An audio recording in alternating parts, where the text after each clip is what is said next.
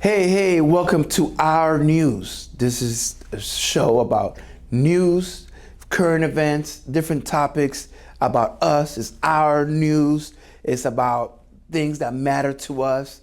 But before we get started, I want to give you a really quick disclaimer. This show does not have a lot of budget. And wait, let me rephrase that. That's not accurate. This show does not have a budget at all. So you guys need to cut us some slack, all right? Like, it's not gonna be perfect. It's not gonna be crispy. We're not gonna have special effects and none of that. So, but we're doing the best we can to give you something entertaining, something that's for you, something from the town, for the town, about the town. So if you're into that, cool. Let us know how we're doing. Always, we're open to suggestions. We probably won't listen to you, but we're open to them. And hit us up. We're here in the town with you, and we're gonna talk about issues that are affecting the town, the Bay Area, and just in general how we, as a people, affected. So thanks for checking it out, and let's get started.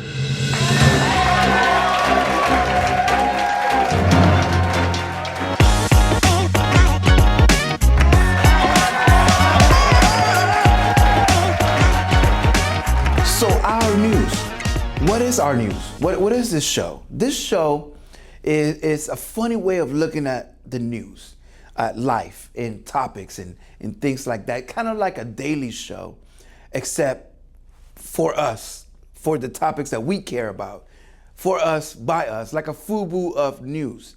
That's what this show is about. And the Daily Show, for example, is a great show, but Jon Stewart don't give a damn about you or me, and Trevor Noah, he don't give a damn about the town. Well, maybe Cape Town because he's African, but about Oaktown, he don't. I mean, they're very general. Like we're gonna talk about really deep topics and issues that affect us as a people and as a community. So hopefully it's funny. Like I said, it's not going to be all gems, so you're gonna have to bear with us, but it's an attempt to create a conversation. By the way, you can hit us up online anytime. You can hit me up, Q Reyes, on Twitter, or find me anywhere, and I'm gonna respond to you.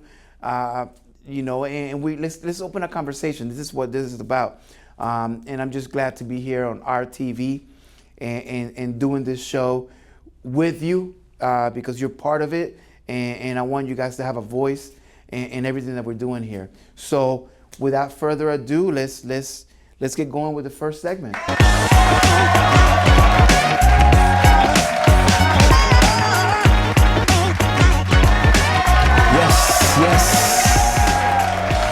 Yes. This is going to be an incredible episode. It's going to be amazing. I'm really excited about it. And let's not even waste time. Let's go straight into our first segment. What's going on? What's going on? Ooh, what's going on? Yes. So what's going on? Well, California has its first reparations task force. All right, that's big. That's big. I'm gonna explain why. But it's the first in the country to explore possibilities, proposals for reparations. I mean, the reason this is so historically amazing because this is something that's way overdue, and I'm really excited about it. I'm Puerto Rican, so I'm 1/3 black, so I should be getting a little percentage there. You know what I'm saying? I don't know. We'll cross that bridge when we get there. First, we got to get the reparations here. But basically, reparations for the younger kids that probably don't know, or for the people that want to be reminded, there are ways that governments mostly pay back for, tragedies that they cause against a certain group of people. It's not anything new. Reparations has been around forever. The Japanese, after World War II, I think, they got reparations because they were held in internment camps. They were mistreated. It was horrible. So the U.S. government paid them money. Be like, hey, our bad. Here you go. Here's the money. Jewish Americans, and just Jewish people in general. They obviously went through horrible things, and they got reparations, in many forms, especially monetary reparations. So that's great, because I think that gives people a chance to come up. It gives them a way to start fresh and start from not the ground up, but start at a higher level. However, what happened with slavery? Slavery, what happened? Well, first of all, it's not slavery anymore, because they changed it in the textbooks. Now it's called forced labor. It's slavery. All right? Ain't no forced labor, it's slavery. And actually, they're trying to change it now to non-union members. It's like, no, they were slaves. They were slaves. Like, let's call it what it is. Let's go. That's how I am. That's how I am. I just want to call it what it is. They're slaves. None of that. They're not part of the group. It's like, no, they're slaves. But anyway, so when the slaves were freed after the Civil War, there was a promise made to give them 40 acres and a mule. And 40 acres, that's a lot of land. And a mule was to help them, start farming and working. And that would have changed the whole game. If the slaves would have gotten the 40 acres and a mule. And can you imagine? I mean, this country would be it'd be a whole different country. It never happened. It never happened. It was just fake promises. So these slaves were freed. Where are they supposed to go? They don't own anything. So where are they supposed to go to the neighbor's house? Like, where do they go? They don't have a place to go. So they were forced to stay with their slave masters voluntarily. They're like, hey, master, we don't want to go. We have nowhere to go. Please let me stay here. I'll work for free. Just feed me and my family. Like, I have nowhere to go. So that's what that caused. That freedom wasn't really freedom. Now they became volunteer slaves. And it's just sad that it had to be that way. In all these years, this wasn't millions of years ago. This is pretty recent as far as history is concerned. So descendants of slavery come from a very from a place that's not an advantageous place. Let's put it that way. And to this day, you can see the repercussions of that injustice. The Reparations Task Force, this is what's so cool about it, that they're looking into proposing reparations for slave descendants. And that can change the whole game, maybe. Because if, people start buying new Jordans with the reparations money, it could really go another direction. Hopefully that's not the case. Hopefully this money comes in and people buy land, houses, buy things that are going to create value in their lives. But anyway, before we even get there, the Reparations Task Force is looking into this to propose these laws or a reparations package or something where, descendants of slavery can get this money. But this is the generation to do it. I mean, if it doesn't happen right now, the next generation, it's just over. They don't even know what reparations are. So this is the last generation that I think has a possibility of making things right, especially because the atrocity has never ended. It was turned into something else. It was converted. Employees now, they were the former slaves. Employees now work in order to eat and to live. I mean, what employee is working just because they just want to work for free? They don't want to work for free. They're working and then they get this money, and then the employees go and buy food and they pay their rent, but they own nothing. So reparations can change the whole game. And reparations is, actually, let's go into this animation. We did a show, Caesar and Shuey's show, a long time ago about reparations and a possibility of what could happen. And this is years ago, so it's a little outdated, but you get the whole point of it. And this is animation that is made by us, for us. So here we go, let's check it out.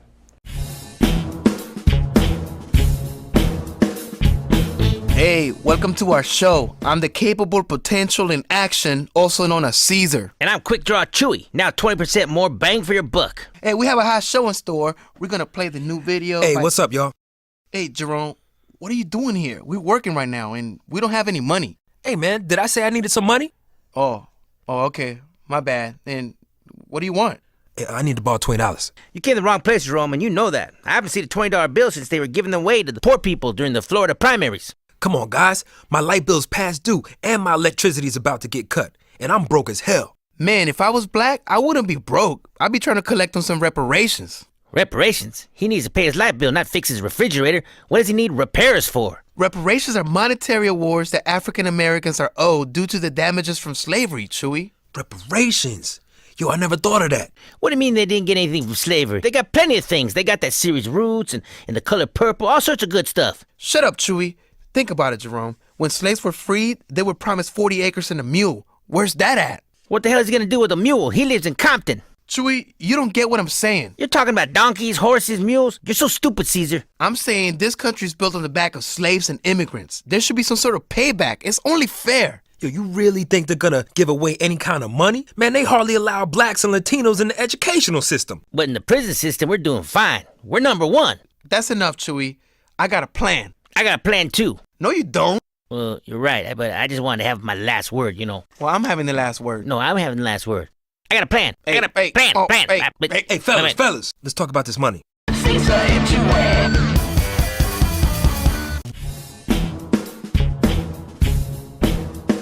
So, Caesar, what's that plan to get reparations for Jerome?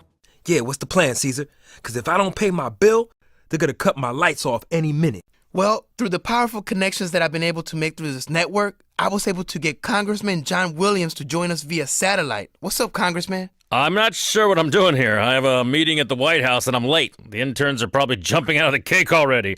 But isn't this a music video show? Someone told me this was the O'Reilly factor.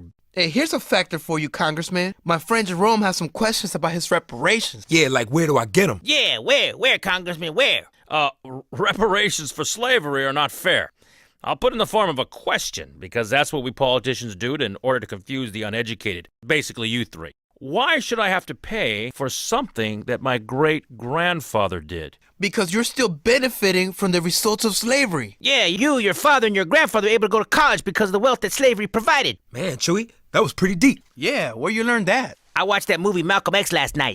Look, it's a lot more complicated than that. Where do you expect us to get the money to pay reparations to everyone claiming to be a slave descendant? And then who's next? The Mexicans? They'd want California and Hawaii back. Yeah, but didn't you promise us 40 acres and a mule? I didn't personally know. Not me. I don't believe I did. I'll have to check my schedule. That's a shame, Congressman. Yeah, shame on you, shame on you. We didn't land on Congress, the Congress landed on us. Get your hand in my pocket. I also noticed how you try to take slavery out of the history textbooks, Congressman. We are not trying to take it out. Hold on now. Look, it's just not politically correct to call them slaves anymore. We rather use the term laborers, servants, or employees, or non-union members. Hey, besides, there were slaves even in the Bible. Sure, religion, another method of control. How about that, Caesar? That was pretty good. I hope I don't go to hell for that. You can go back and forth with me, but it truly doesn't matter because reparations will never happen. Why don't you guys go back to watching your music videos and playing your rap and let me go do my job? And speaking of job, try getting one of those. Stop begging for money that doesn't belong to you. You're not going to get reparations, and most likely you're not going to get a job. Fellas, you'll have to make an appointment next time. You can't just be walking up in Al Sharpton's office like that. But since you're here, what can I do for you? Well, first you can stop speaking to the bullhorn, Al. Oh, my bad. Mr. Sharpton, we're here because my friend Jerome is owed some reparations. This about your light bill, ain't it? It's 2 months past due. Yep. That's the only time brothers be walking up in here, when they need something. But the minute they cool, they act like they don't know nobody. You want reparations too? Oh, no, I'm Puerto Rican. So? Puerto Ricans is a mix of Spanish, Native American, and black. That means that you get 1/3 of reparations. Hey, Sharpton, can you hook me up too? I'm Mexican. Sure. Everybody should get reparations. But I'm not the young Al Sharpton anymore. My hair just doesn't shine like it used to. Reparations are an uphill battle like no other. And what's worse is that once your generation is gone, ain't nobody gonna know there were slaves around. So what do you suggest we do? Play that Roots movie again? Well, there is one person in the world that can make it happen. Do we have to go to the wizard? You can say that. Hello! Hey, Oprah, we need reparations. Fast. Can you make it happen? I got something better. Look under your chairs! Reparations! Good looking, Oprah! Man, reparations! Finally! I'm giving away reparations for all the black and brown people. Under your chairs, reparations, and a mule. Oh, snap, man! Thanks, Oprah! Oprah's the best. Cool, we got our reparation checks. I don't know how to thank you guys for making this happen. Thank Oprah. She can make anything happen, except maybe sticking to a diet or getting Stedman to marry her. Hey, wait a minute. Something's wrong. What's up? Oh, you're going to tell us something that will make everything that just happened not happen, aren't you? This isn't a check. It's a bill. What? It says here that they did give us reparations, but since slavery was so long ago that a combination of the rate of inflation, taxes, FICA, and shipping and handling ended up making it a negative balance. So now we owe the government money. What? Man, ain't this about a... Man, that means we're more in debt now than before reparations. It can't get any worse than this. Man, your life sucks, Jerome. What, 'cause I'm black? Hey, I'm Puerto Rican and my life sucks too. Well, that means at least 1/3 of your life sucks. My life sucks too, because I'm Mexican, doesn't it? Pretty much. Yeah, that's the worst. Well, at least we got something to look forward to. We got to pay back the Iraq War.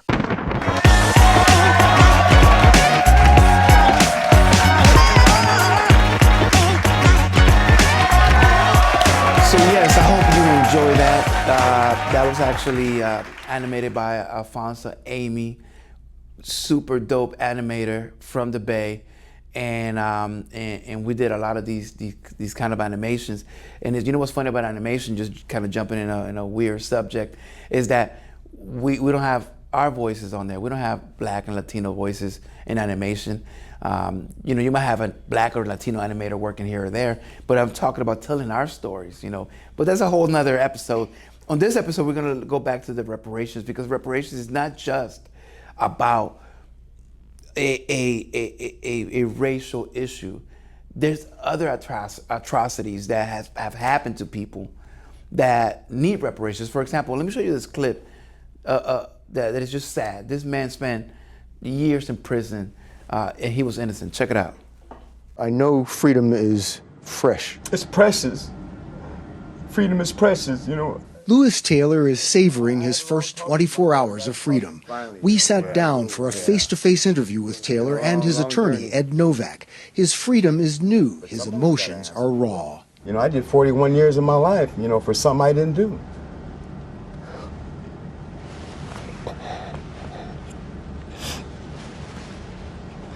It was shameful. It was shameful what they did to me. There's a lot of life that you missed being in prison. Yeah, I don't even know how to drive a car. And it ain't supposed to happen in America, you know. It's supposed to have the best justice system in the world. How did I fall in the cracks for 42 years? He's free, he says, because the Arizona Justice Project and 60 Minutes uncovered evidence of a shoddy investigation, suppression of evidence, and racial bias. The world knows I'm innocent. They should know I'm innocent. I am innocent. No contest. Yesterday, Taylor pled no contest to 28 counts of murder and was immediately released. Proving his innocence would have required another trial. The Pima County prosecutor says his release doesn't mean exoneration. His conviction still stands. Why not go forward with another trial and completely clear his We name? would have done that, but the Pima County Attorney's Office said that they would fight the petition for post-conviction relief all the way to the Supreme Court. It would have meant another 2, 3, 4 years of incarceration for Lewis. You know, I didn't want to go against my principles, but I didn't have no choice. How should I give him another minute, another hour, another decade in prison for something I didn't do?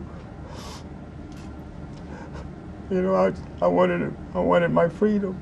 In 1970, on the night of the Pioneer Hotel fire, 16-year-old Lewis Taylor was helping people escape. You were considered a hero that night. Yeah, but they changed it all because of the color of my skin. You know, I hate to say that, you know, especially It was the little colored boy, the Negro boy. And they singled me out. How does that happen in America when we're supposed to have one of the best justice systems in the world? Can somebody explain that to me?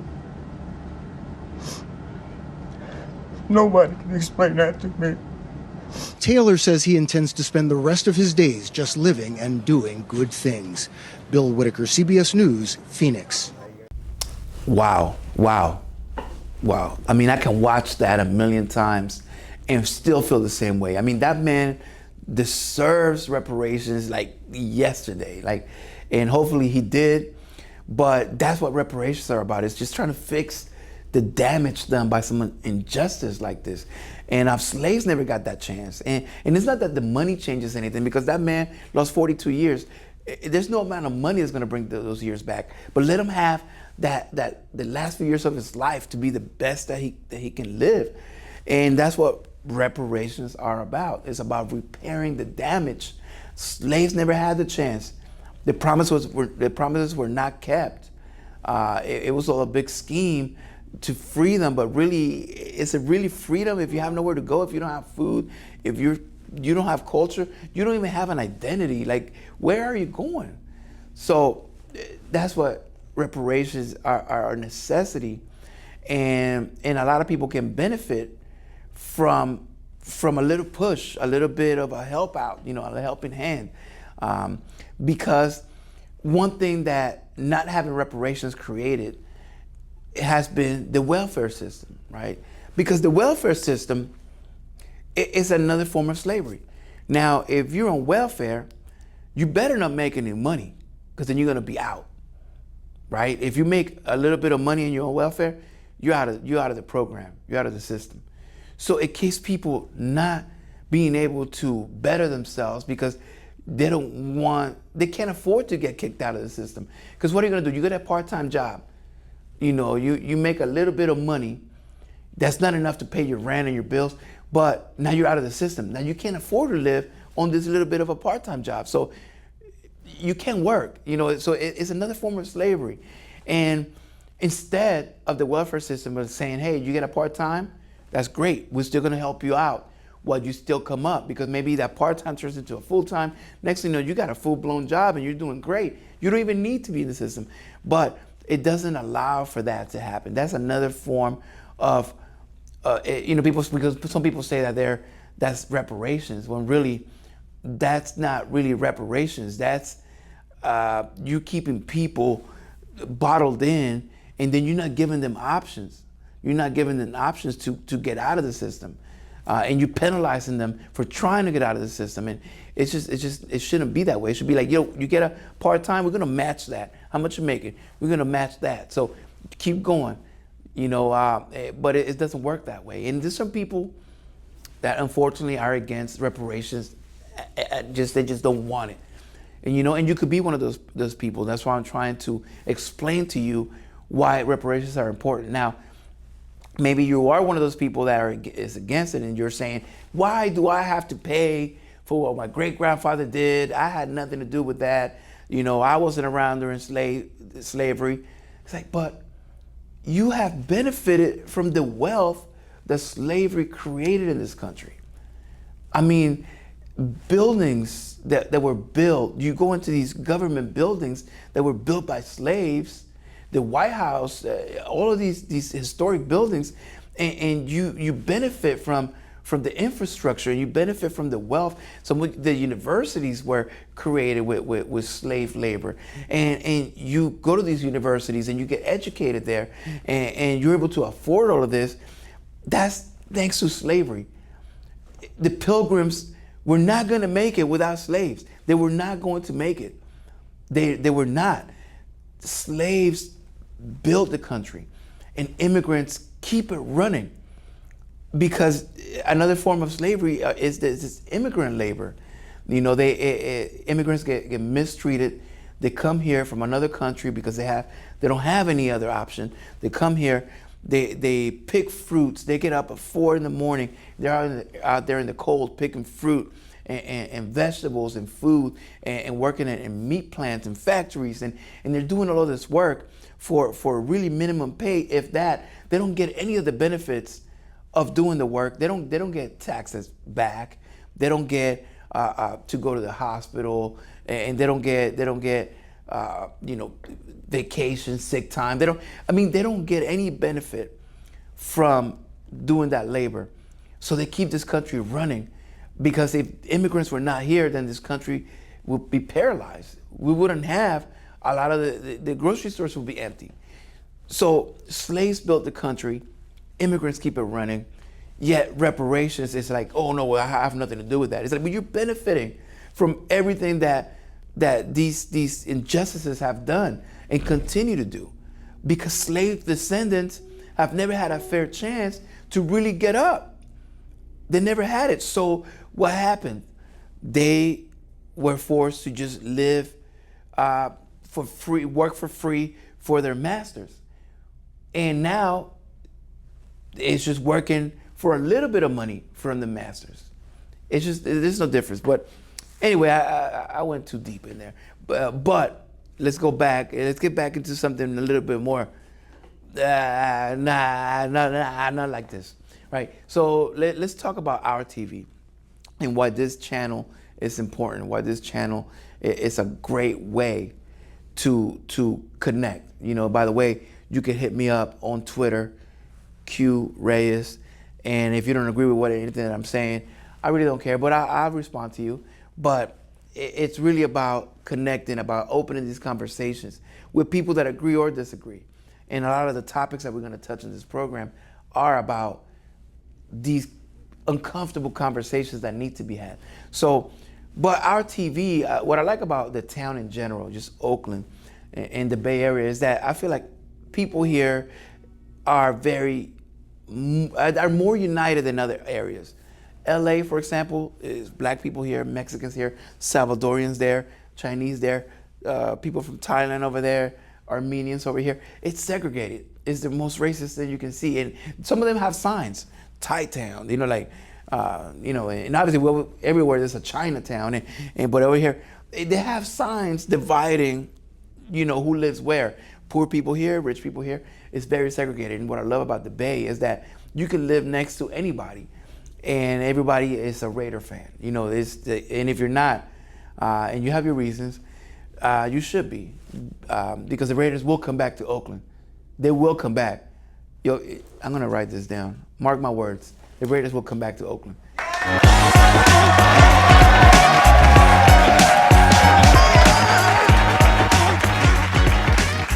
Our TV doesn't happen by magic. There's people behind it. One of the persons that is behind it is here with us now. We're going to talk to him. And, he's the founder of the Black Comedy Competition. He's a legend in the comedy world, especially in the black comedy world, that it's a whole different world than the mainstream world. That's a whole nother episode. But we're going to talk right now with Tony Spires. Tony, what's good? What's happening? I'm good, man. I'm enjoying life and happy to be here, brother. Happy to be here. Let's get it started, man. Let's talk about something. Yeah, let's talk about our TV, because our TV's been around, but now that you have come involved with it, Marcus King, it's changing, and I see where it's going, and I love it. Like, can you tell us a little bit about how did you become involved, and where are you taking this? Well, man, it all started with myself, as you mentioned, my colleague and partner Marcus King, several other brothers, Lionel B., prominent black promoter, Henry Royal, another prominent black promoter, also a limousine company owner, Kyle Newport, another prominent black promoter, Jeffrey Peake, prominent club owner in Oakland. We all got together and formed an organization called Oakland Business Collective. Okay. And I had the bright idea, since we got all these prominent OGs in the building, why not let's do something historic? Let's do something really meaningful and powerful and positive. I said, we need to get a TV channel. And everybody's like, okay, but how do we do that? So it was suggested that we look into our TV, which is a fledgling, was and is a fledgling TV channel, Comcast TV channel. Hold up. What's fledgling? What? You gotta bring it down for me a little bit. I'm just wearing a tie. I ain't really the tie guy. Fledgling, like trying to get it started, trying to be the jump off, trying to, Got make it. it happen. Got it. So, like a startup kind of thing. Right. Well, it wasn't a startup because it's been around for like 18 years. So it's about 19 years now. So how is it? Well, okay, got it. I'm not gonna install the channel or nothing. All right, got it. Give you the background of. So was it around Sobe? I mean, when Sobe was around, was our TV around? Actually, interesting story. Interesting and kind of tragic, kind of like tragic in a sense too. Because if you being a former personality on Soul Beat, I'm sure you remember prominent Bay Area journalist Chauncey Bailey. Yes. Well, Chauncey was the creator, the original founder of our TV. Wow. Once the Soul Beat thing, for whatever reason, kind of spun out, I think the rumor was that Chauncey wanted to go in a certain direction, and maybe Chuck and the channel weren't going in that same direction. So Chauncey had an idea of trying to do a more community news-oriented platform. Okay. So he got together with another brother by the name of Leonard Stevens, who's still involved today. The tragic part, as you probably know, is that Chauncey Bailey was murdered in the field while covering a story. Yeah. Right in Oakland on 14th Street, and I believe 14th and Alice, somewhere in that general vicinity, he was murdered. So, and that's a very tragic story, and that's for another time, I guess. But his partner, Leonard Stevens, picked up the gauntlet and kept it going, right? He picked up the mantle and kept it going. So the channel exists, and it's funny because a lot of people in Oakland don't even know that the channel is there. The channel exists, but a lot of people don't know it exists. Why is that? Why not? Why? I think it's that's an interesting. I think that's a little bit even if by mistake, you should be running into it, right? Yeah, I don't know. Maybe it's like these phones. When you flip to the channel which is channel 78, when you click to the channel, maybe you saw a reflection of yourself and you just kept your thumb moving. I don't know. I really don't know. I don't know, man. But for some reason, the average person in Oakland to this date does not know that our TV even exists. So, do you need cable, or is it just it's over the air? It's cable. It's a Comcast Xfinity channel. Okay. So it's there. It's legitimately there. So, but for some reason, it has remained mostly obscure all these years, so almost 2 decades. So I thought about it. I said, this is the perfect opportunity for myself and my colleagues, primarily myself and Marcus King, to get together and use all of our skill sets, because we're filmmakers, TV producers, entertainment gurus, if you will. And we said, why not put those skills to use locally in the town where we all kind of got our start, right? So I approached the owner, Leonard Stevens, and made him an offer. We hoped he wouldn't refuse. And we worked it out. It took about 2 years to actually work it out. But we actually came to an agreement and an understanding. And now here we are, again, Oakland Business Collective, primarily Marcus King and myself. Marcus King has a vast background in television and film. And we got together and decided that we would handle the program, in this case, the reprogramming of the channel. And we would we would also produce original shows, such as the one that we're on right now. We would produce original shows. We would acquire existing shows, acquire brand new shows, and we would put them all in the gumbo pot, stir them up, and program the channel, reprogram the channel, and relaunch the channel and rebrand the channel under the moniker, the new Our TV, the new Our TV. And by the new part, it's kind of like, well, we're coming, the channel has been primarily community oriented and has been kind of in the faith-based community. It's been very prominent in the faith-based community. Even though we're going to still keep that faith-based voice primarily on Sunday, and we're going to keep the community voice as much as possible, we're really expanding into more of a commercial aspect of the channel with premium content from the local perspective and around the country. So, and opportunities for people that maybe want to invest into this project, or even sponsor, or maybe promote their product. Is that where you're going? I would say primarily to sponsor, to advertise your product on a particular show or group of shows or time block, or to sponsor and just basically, this is your show brought to you by, and it's your company. We the idea is to not only help brand a business or help get eyeballs on a particular product, but also to connect the community, join the city of Oakland primarily with the channel. So, like in the spirit of Chuck Johnson and Soul Beat made stars out of everyday people, not only the host, but the people who advertised on the channel. Every mom and pop in Oakland primarily were on Soul Beat advertising their product. And so people became not only household faces, but their companies became household names. And it just became one, it became one with the community. So that's our goal. I remember Night Dog, Lil Nell got her start there on Soul Beat. Q-Reyes. Q-Reyes. I was there. A lot of animation that we did on there. And I remember also, Wanks Up the Hook Sauce. It's Up the Hook Boss. I remember, you know what you got to get? You got to get Scotty's check cashing on our TV. Scotty, if you're watching this is the place where people, are people still cashing checks? I don't know. Scotty's still alive?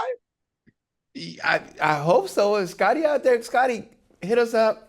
Hey, Scotty, I want to interview you. Like, Scotty is like a legend. Like, I mean, you know how many checks he cashed? He cashed thousands of checks. That's what I mean. I don't know with direct deposit, how that has affected the check cashing business, but well, do they even have checks anymore? No, now you take your direct deposit to them. Right. You still get a fifth of Hennessy for every fifth check cash. You still get that. Receiver of your check in case you're not, for whatever reason, you can't receive your own money. That's funny, Q. Well, if you don't have an account, you can get your direct deposit into Scotty's account, and he'll just go ahead and Scotty's check cashing and financial services. Expanding. The Oakland is always expanding. And so we provided that kind of vehicle, that kind of push. So with the new Our TV, our goal is to do the same thing, but to have a mix, because while Chuck primarily focused on mom and pop and local advertisers, we also are aspiring to connect with the corporate community and to bring them into the fold as well, and the public utilities, and just kind of make it a broad culmination of what Chuck was doing, what Leonard and Chauncey set out to do, and the vision that myself and my partners have as well. I love it, man. This could be great, and I love the fact that it's for the town, by the town. I was calling it earlier the FUBU of channels. Like, this is like it's our TV, our content, and right. No one else is gonna do that. BET is a corporate entity now. It used to be Black Entertainment Television. I think now it's just entertainment television. It's not really, it's not there. There's nothing else. It is, man. It is, man. So we have, because the conversation that Marcus King and I often have is that this becomes our sandbox. As longtime producers of TV and film and content in general, at the end of the day, you normally have to submit your project to another power that be, to a distributor, if you will, or some other outlet. But in this case, we're the distributor, if you like. We're the outlet.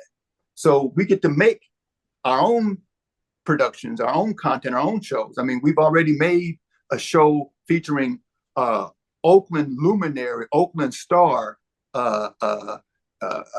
Fab.